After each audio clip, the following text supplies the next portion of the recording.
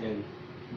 Naimbag na bigat mga kakabsat, maayong buntag, maupay nga aga ay iyong ngatanan, mga kabugtuan, magandang umaga po, good morning everyone. Saan man po kayong dako naroon, happy Sunday everyone. Ako po muli si Pastor Lantis, kasama po ninyo sa umaga pong ito upang patuloy na mag-aral ng kanyang pong salita. Hayaan niyo po na lagyan po natin ng ang sigla ang ating pong buhay pananampalataya sa maikling oras po nito. Hayaan po natin na tayo po'y mapagpala sa umaga po ito. Gaya nga po ng sinabi po ng Panginoon sa book po ng Matthew chapter 4 verse 4, hindi lamang sa tinapay nabubuhay ang tao, kundi sa bawat salita na namumutawi sa bibig ng Diyos. So maraming salamat po sa maikling oras ng inyong pagtutok sa lahat po ng mga nanonood ngayon. Saan banda kayo naroon, magandang umaga po sa inyo. Sa Amerika, sa Singapore, dito sa Pilipinas, dyan sa Cagayan Valley, dyan sa Pulilio Island, sa lugar po at barangay ng Kalutkot, dyan po sa Pangasinan, sa San Carlos, sa Sorsogon Bulan, sa Barangay Holy Spirit, sa Quezon City. Hindi ko man ho kung maisa-isa bawat isa sa inyo. Masaya po ako na batiin po kayo sa umaga pong ito. At lalong higit masaya po ako sapagkat sa maikling oras tayo po'y magsasama-sama sa pag-aaral ng salita ng Diyos. And hoping na kayo po ay excited sa umaga pong ito. Ito na bago po ako magpasimula, gusto ko lamang po yung palalahanan na tayo po ngayon ay first Sunday ng month of July. So kadalasan po pagka tayo po ay nasa first Sunday ng every month, tayo po nagkakandak na tinatawag natin breaking of bread. So alam po natin diyan. So ngayon pa lamang po mag-prepare na po kayo ng biscuit, symbolizes ng katawan ng ating Panginoong Hesus, at maging ng juice na sumisimbolo naman po sa blood ni Jesus Christ. And mamaya after po ng ating pong message, sama-sama po tayo sa breaking of bread. Okay? So tayo po magpatuloy sa umaga pong ito. Ang ating pong tekstong pag-aaralan sa oras na ito ay ating pong hahanguin sa bagong tipan sa book po ng Hebrew chapter 10 verse 23. Sabi po dito sa salita ng Diyos, magpakatatag tayo sa ating pag-asa at huwag nang mag-alinlangan pa, sapagkat ang nangako sa atin ay maaasahan. So ang ating pong pag-aaralan sa umaga pong ito ay pinamagatan kong Hope in His Promise. Hope in His Promise. So, sa ating pagpapatuloy, tayo po muna ay manalangin at patuloy hingin po natin ang pagsama ng Diyos sa umaga pong ito. Dakila at buhay namin Diyos, kami po nagpapasalamat sa teknolohiya na meron po kami sa ganitong kapamaraanan. Kami nakakapaghayag ng iyo pong salita. Aking po idinadalangin, Panginoon, na pagpalain mo ang umaga pong ito.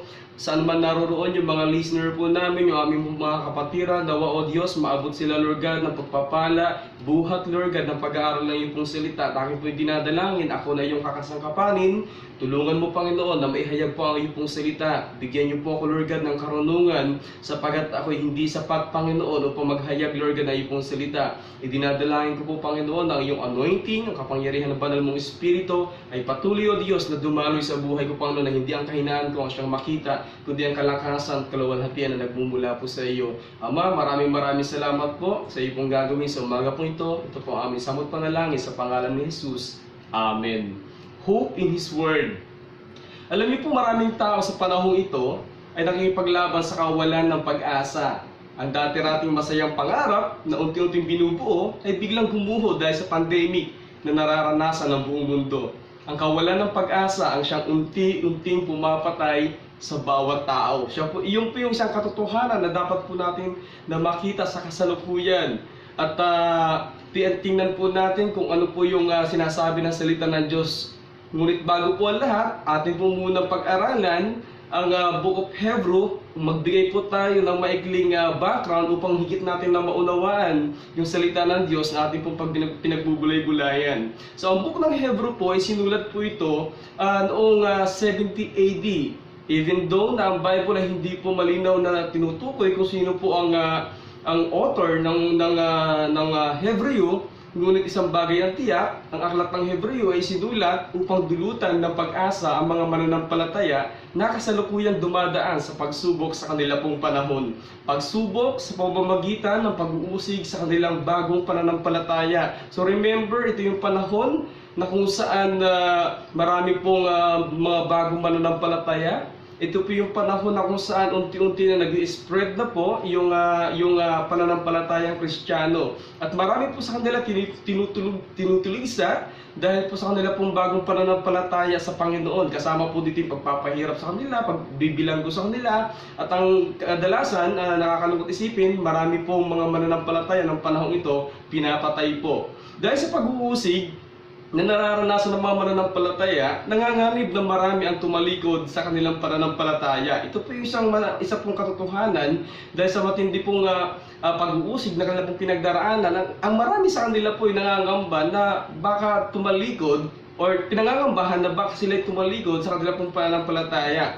Kaya nga sa book ng Hebreo chapter 10 verse 26, isang paalala ang ating pong mababasa. Sabi po dito, matapos nating malaman at tanggapin ang katotohanan at magpatuloy pa rin tayo sa pagkakasala, wala nang handog na maialay pa para sa ikapagpapatawad ng ating mga kasalanan. So ganoon kabigat yung pinagdaraanan ng mga bagong mananampalataya. Kaya naman ang book ng Hebreo nagbibigay ng encouragement at nagbibigay ng paalala na wag na muli tayo pang bumalik sa dati nating pamumuhay. Okay? Yung magpatuloy tayo. Ngayon, anong connection nito sa present time natin? No? Hindi man tayo nakakaranas ng persecution, of course, sa iba pong nasyon, sa iba pong bansa, na nakakaranas po ng mga persecution.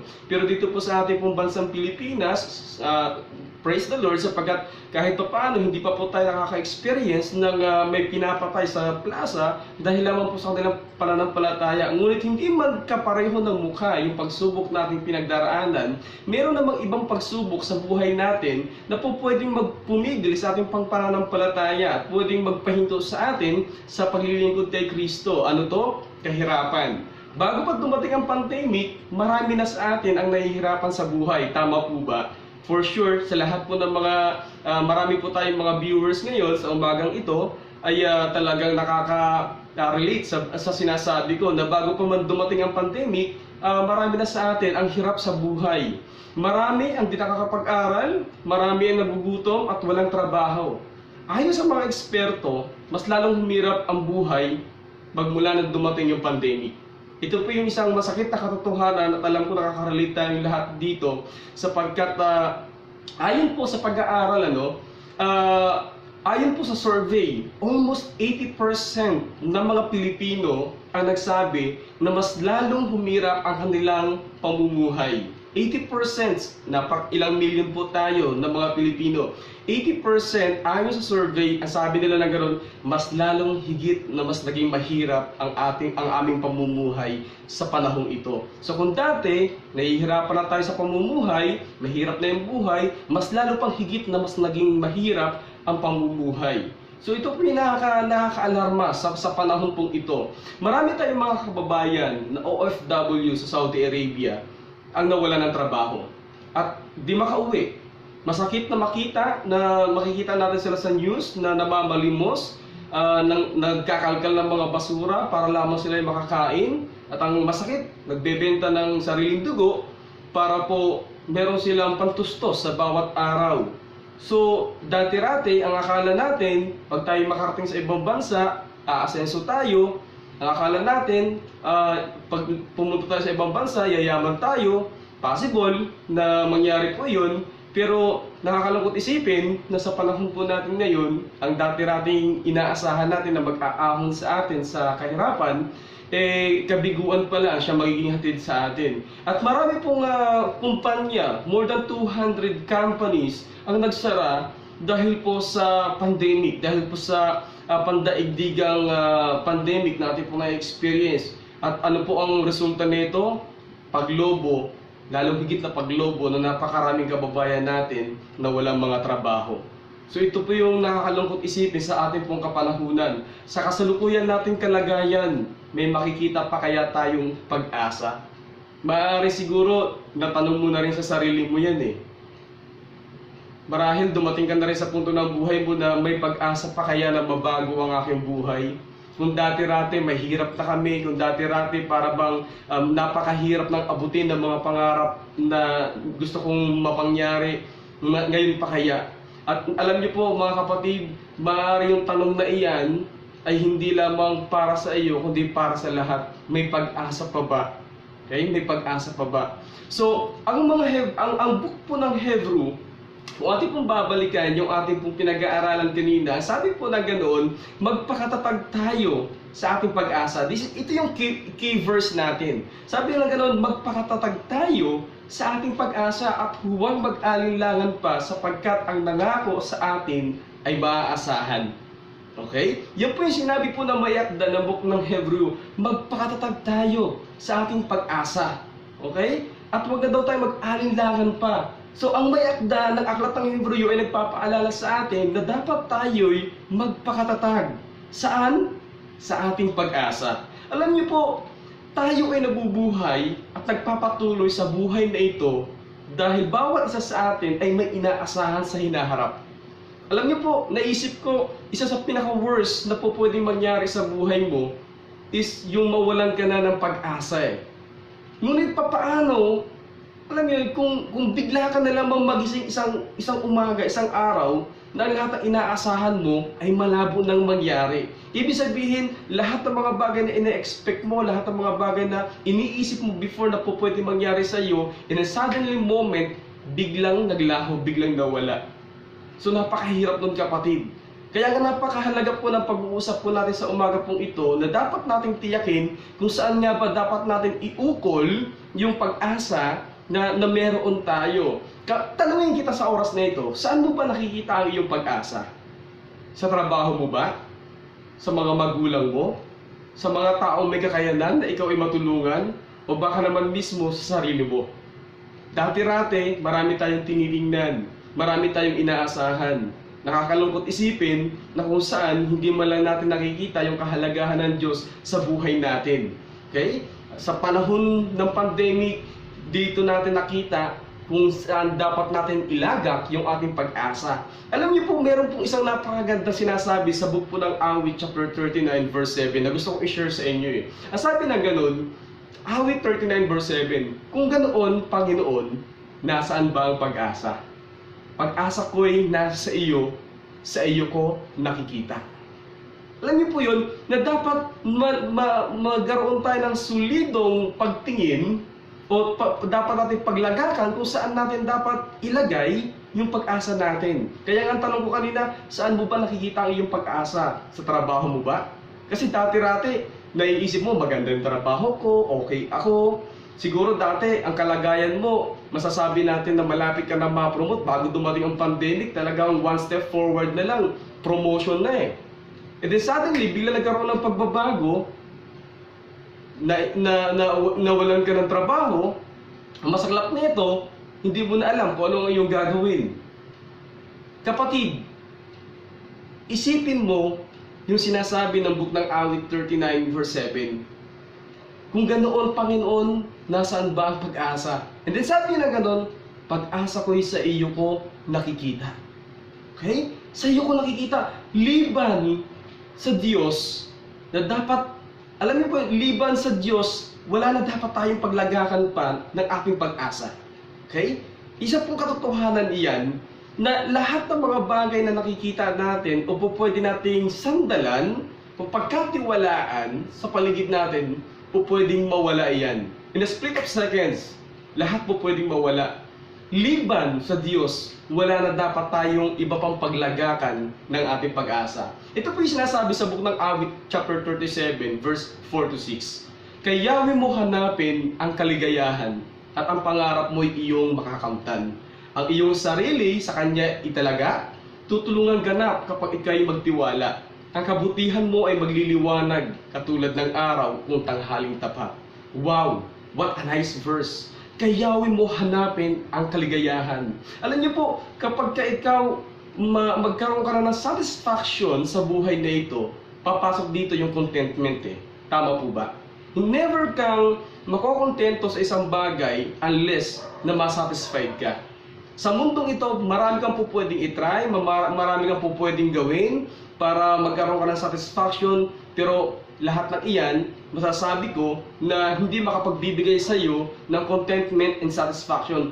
tanging si Hesus Kristo lamang ang makapagbibigay sa atin ng contentment and satisfaction sa buhay na ito. Kaya nga akmang-akma yung sinasabi ng awit 37 verse 4, kay Yahweh mo hanapin ang kaligayahan at pangarap mo'y iyong makakamtan. Meron kang pangarap, kapatid, alam ko yan. Marami kang plano sa buhay. Gusto mong pumunta ng Europe para magtrabaho, gusto mong pumunta ng Canada para magtrabaho. But sad to say, sa panahong ito, tila baga malabo na mangyari yung bagay na iyan. Isang bagay ang tiyak, hindi mo alam kung ano mangyayari sa araw ng bukas. Kaya nga kung hahanapin mo ang iyong pangarap, hanapin mo ito sa presensya ng Panginoon. At sabi nga dito, kung ang taong inaasahan mo ay may kakayanan na gawin ang lahat ng bagay, dapat mo nga siyang pagkatiwalaan. Ngunit isang katotohanan na dapat nating tanggapin na bawat tao ay may limitasyon. Lahat ng inaakala natin na makakatulong sa atin ay kaya tayong biguin. Ang Diyos sa Kanya ay walang imposible at wala siyang hindi kayang gawin. Okay? Tandaan natin isang bagay na ito, na lahat ng mga tao sa paligid natin ay kaya tayong biguin. Pupwedeng magpaasa yan, pupwedeng mangako yan. Ngunit maraming mga pangako ang siyang napako. Kaya kadalasan, kapag umasa tayo sa tao, kadalasan nabibigo tayo. Ngunit ang sino man na nagtiwala sa Diyos, kailanman ay hindi nabigo. Alam niyo po, meron pong isang tao sa noong 18th century, I don't know kung kilala niyo po si George Muller. Siya po yung nabuhay noong 1805. So, sa 18th century, isa siya sa mga great evangelist. Okay? So, ito si George Muller, isa po siyang director ng orphanage sa Bristol, England. And alam niyo po sa kanya pong diary, meron po siyang 50,000 prayer requests sa Panginoon. Okay? Lahat po yun natupad. But you know what? Ang amazing dito, yung sa 50,000 na kanyang prayer request kay Lord, pananalangin niya sa Panginoon, yung 5,000 doon ay nangyari in an instant sa kanyang prayer. Wow! Amazing! Okay? Paano na-experience ng taong ito yung ganoong klaseng himala? I don't know kung meron na po kayong kwento tungkol sa inyo pong prayer na ipinag-pray mo sa oras na ito, and then maya-maya, biglang tinupad ni Lord yung prayer. Kasi may mga prayer tayo na tinutupad after 1 year, after 1 week, after 10 years, iba-iba eh.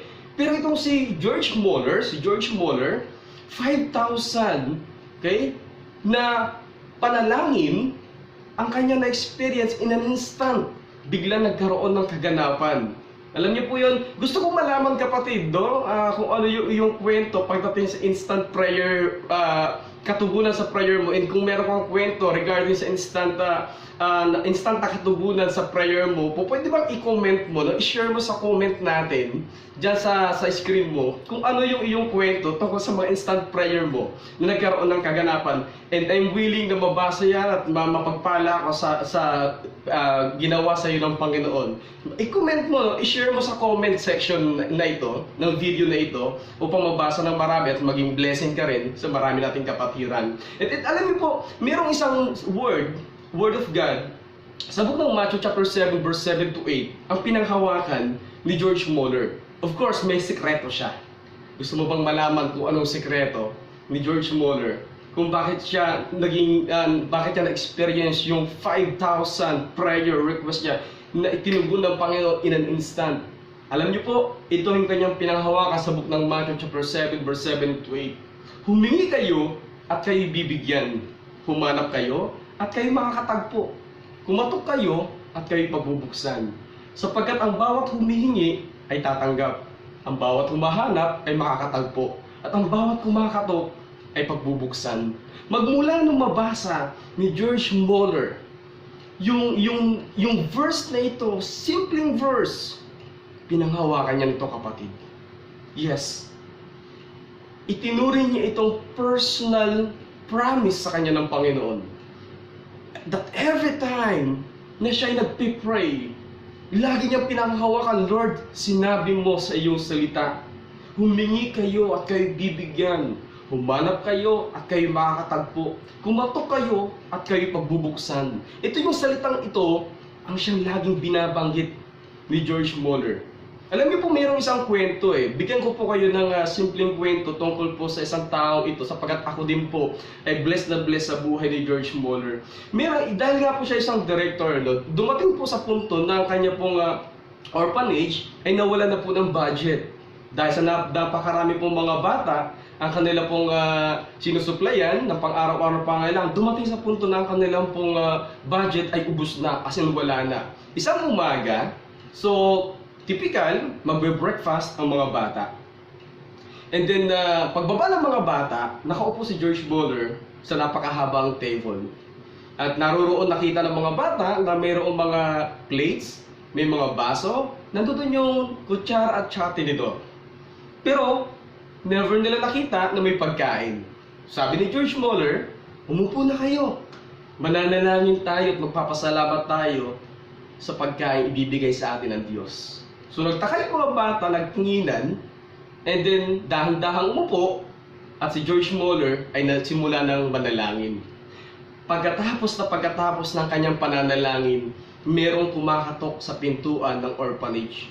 Tok, tok, tok. Pagbukas nila, merong tumambad sa kanila na nagdi-deliver ng pandesal, ng tinapay.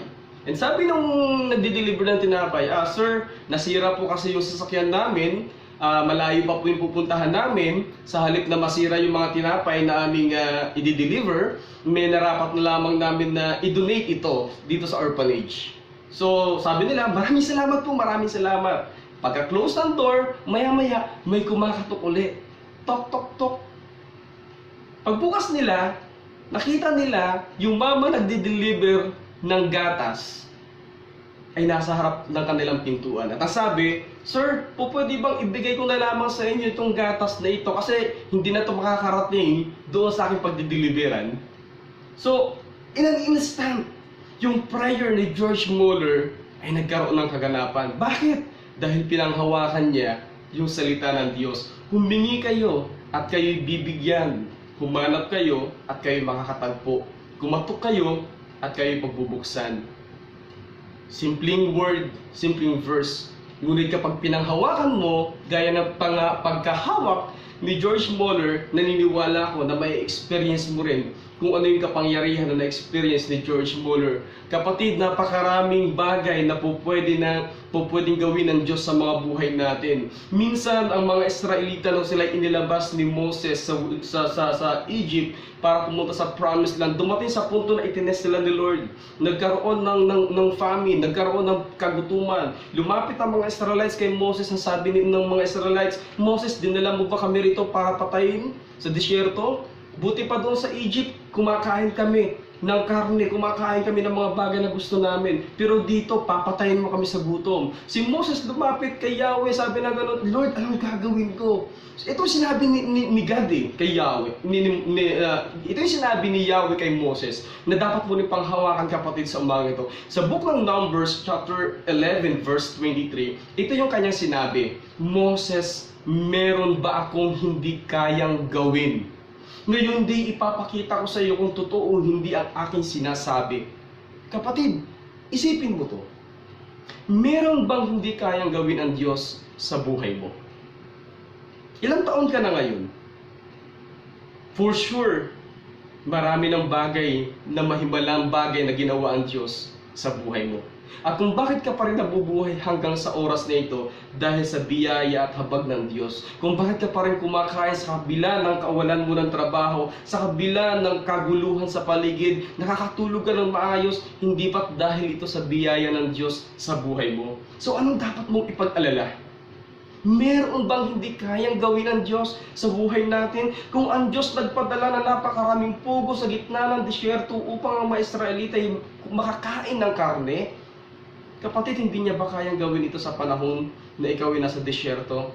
Sa panahon ikaw ay nasa problema ng iyong buhay? Walang bagay na hindi kayang gawin ang Diyos sa buhay mo, kapatid. Panghawakan mo yung kanyang pangako na kaya kanyang pagpalain. Sa kabila ng kawalan, sa kabila ng napaka-imposibleng mga bagay, ang Diyos ay pwedeng gumawa ng mahimalang bagay sa buhay mo. Kung ang Diyos ay nakagawa ng himala sa gitna ng disyerto upang makakain ng kanyang bayan at upang patunayan ang kanyang kapangyarihan, hindi ba niya magagawa na maghimala sa buhay mo, kapatid? Ang aklat ng Hebreo ay isinulat upang dulutan ng pag-asa ang mga mananampalataya na kasalukuya'y dumadaan sa pagsubok sa kanilang panahon. Pag-asa sa pamamagitan ng paghawak sa mga pangako ng Diyos sa kanilang mga buhay. Pag-asa sa pamamagitan ng pagbibigay focus kay Jesus Christ na pinagmumulan ng pananampalataya.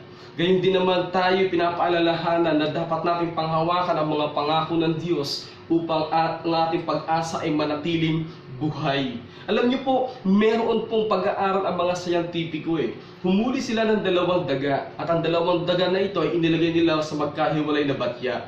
Yung batya, nilagyan nila ng maraming tubig to the point na kung saan ang mga daga ay lalangoy na lamang at para makasurvive.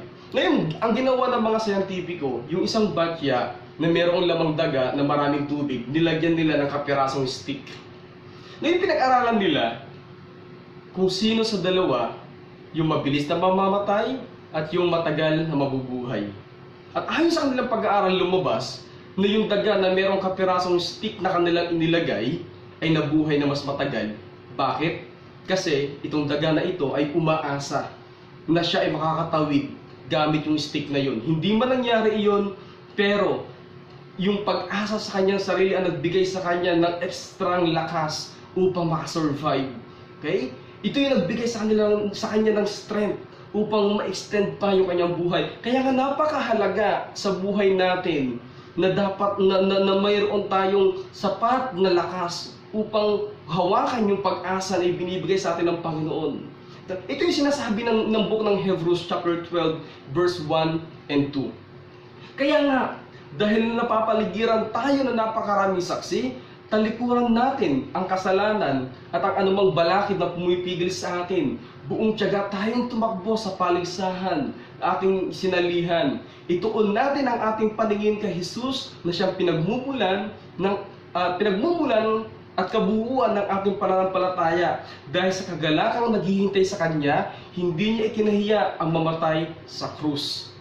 Kapatid, sa panahong ito, kung gusto mo na mapatibay ang iyong pananampalataya, isang bagay ang dapat natin gawin.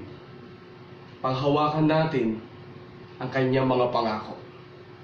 Sapagkat naroroon ang pag-asa. Every time na nagme-meditate tayo ng salita ng Diyos, lumalakas tayo. At ito rin yung sinasabi ng bukod ng Hebreo, huwag tayong mag-alinlangan. Dapat magbigay tayo. Okay? Magpakatatag tayo sa ating pananampalataya dahil ang nangako sa atin ay merong kakayanan. Okay? Ibig sabihin, ang sabi ng ganun, ang nangako sa atin ay tiyak. Hindi siya yung nangako lamang na parang wala. Nangako siya sa mga buhay natin. So dapat nating panghawakan ito, mga kapatid. Ito yung dapat natin makita sa panahong ito. Mawala man lahat ng bagay sa paligid mo hanggat si Jesucristo ay nasa puso mo, kapatid. Panghawakan mo na kailanman ay hindi mawawala ang Diyos. Hindi kailanman mawawalan tayo ng pag-asa. Sa book ng Luke chapter 5, mababasa natin yung first encounter ni Peter. Dito sa istorya ni Peter, meron tayong isang magandang aral na mapupulot. Sapagkat nung panahon na kung saan ma-encounter ni Peter si Jesus Christ, pagkatapos ni Jesus Christ mag-preach, nilapitan niya si Peter. Sabi ng ganun, Peter, yumaon ka, pumunta ka sa dagat at ihulog mo ang iyong lambat. So si Peter tumingin kay Jesus Christ. Sabi ng ganun, Panginoon, magdamag po kami na nanghuli ng isda, ngunit wala kami ni isa man na nahuli. Pero dahil sa sinabi mo, kami papalaot at ihuhulog namin ang aming mga lambat. Gayon man, kahit sabihin po may pag-aalinlangan si Peter, pero dahil sa si Jesus Christ ang nagkuman sa kanya na pumalaot, sinunod ni Peter yung sinasabi ni Jesus Christ. Sa tamang buhay ni Peter, sa kanyang pangingisda, for the very first time, sa kalamang niya na encounter napakahuli na napakaraming isda. Bakit? dahil sa pag-asa na ibinigay ni Jesus Christ sa kanya sa pamamagitan ng kanyang salita. So, yung ibig sabihin ito, gayon din naman ang bawat isa sa atin. Kung patuloy natin pangahawakan yung pangakong ibinigay sa atin ng Diyos, may experience natin yung miracle na kinakailangan natin sa panahong ito. And I do believe na ang bawat isa sa atin na experience na ang mahimalang bagay na ginagawa ng Panginoon sa mga buhay natin. Ilang beses na natin na-experience ang kabutihan ng Panginoon sa buhay natin, kapatid. Ngayon pa ba tayo mag-aalinlangan? Dumating na pa sa punto ng buhay mo, kapatid, na tinanong mo ang iyong sarili, ano kaya ang pwede makapagpahinto sa akin sa pagsunod ko kay Kristo? Ang kahirapan ba? Ang kawalan ba ng trabaho? Ano, kapatid? Huwag naman sana na ang mga bagay na ito ang siya magpahinto sa atin sa paglilingkod natin sa Panginoon. Ang pangako ng Diyos ay tapat para sa bawat isa sa atin. Dapat nating panghawakan kung ano ang kanyang sinabi dahil siya ay Diyos na makapangyarihan sa lahat. Siya lamang yung nangako sa atin na tayo'y sasamahan, pagpapalain at patuloy na pagtatagumpayin. At kung paano nga ibinigay ng Diyos ang kanyang bugtong na anak na si Jesucristo para tayo ay magkaroon ng kaligtasan, gasino pa kaya yung mga bagay na hinahanap natin at hinihingi natin sa Diyos ang hindi niya kayang ipagkaloob kasama ng kanyang anak. Patuloy natin panghawakan yung salita ng Diyos, patuloy natin panghawakan yung promise ni God sa buhay natin, magkaroon tayo ng pag-asa sa pamamagitan ng paghawak ng salita ng Diyos sa mga buhay natin. Patuloy mo siyang hanapin, patuloy na ipagkatiwala mo sa Diyos ang iyong kinabukasan, kapatid, hindi sa mga bagay na meron tayo sa mundong ito. Hayaan mo ang Diyos ang siyang patuloy na kumilos sa buhay natin. For my conclusion, ang pag-asang nag-uugat kay Jesus at sa kanyang mga pangako ay di kailanman kayang bunutin ng malalakas na pagsubok. Mananatili ito at mas lalo pang titibay sa paglipas ng panahon. Nawa, kapatid, napagpala ka sa isang simpleng ngunit makabuluhang talakayan natin sa umagang ito. At nawa, saan man ka man naroroon ay patuloy na maranasan mo yung pagsama ng Diyos sa buhay mo. Anumang balakid, anumang problemang pinagdaraanan mo sa panahong ito, isipin mo lagi na ang Diyos ay mayroong magandang pangako sa iyo. Hindi siya katulad ng tao na madalas na napapako sa kanyang pangako. Siya ay Diyos na tapat. Hindi mo man maranasan sa panahong ito yung kanyang pangako sa buhay mo, ngunit darating ang isang araw na ang Diyos ay patuloy at patuloy ipadarama sa iyo anumang pinangako niya sa buhay mo. Ang hinihingi lang ng Diyos, kapatid, sa buhay mo, ipanghawakan mo yung mga promises na Kanya pong ibinigay sa iyo. So, maraming salamat po sa inyo pong patuloy na pakikinig sa ating pong pag-aaral ng salita ng Diyos. At tayo po ngayon ay darako na po sa ating pong breaking of bread. Nawa po, kayo po'y meron na pong biskuit at juice. At kayo po'y makiisa po sa akin sa pag-alala po sa kadakilaan ng Panginoong Hesus sa cross ng Calvario na kanyang ginawa more than 2,000 years ago. Para po sa mga viewer na hindi po nakakaalam kung ano po yung tinatawag na breaking of bread, ito pong ang breaking of bread ay ginagawa po natin hindi dahil sa tradisyon o kultura. Ginagawa po natin ang breaking of bread bilang pagsunod po sa utos po ng ating pong Panginoong Hesus na alalahanin natin yung kanya pong kamatayan more than 2,000 years ago. So tayo po ay darako na sa breaking of bread. Kung kayo po may mga biskuit, hawakan nyo po yung inyo pong biskuit. Ito po ay sumisimbolo po sa katawan po ng ating pong Panginoong Hesus. Sabi po sa book po ng Unang Korinto, chapter 11, verse 23 to 26, ito ang katuroang tinanggap ko sa Panginoon at ibinibigay ko naman sa inyo. Noong gabing siya'y pagkanulo, ang Panginoong Hesus ay dumampot ng tinapay, nagpasalamat at nagpira-piraso iyon at sinabi, ito ang katawan na inihahandog para sa inyo. Gawin ninyo ito bilang pag-alaala sa akin. Sabay-sabay po natin kainin ng biskwit na sumisimbolo po sa katawan ng ating Panginoon.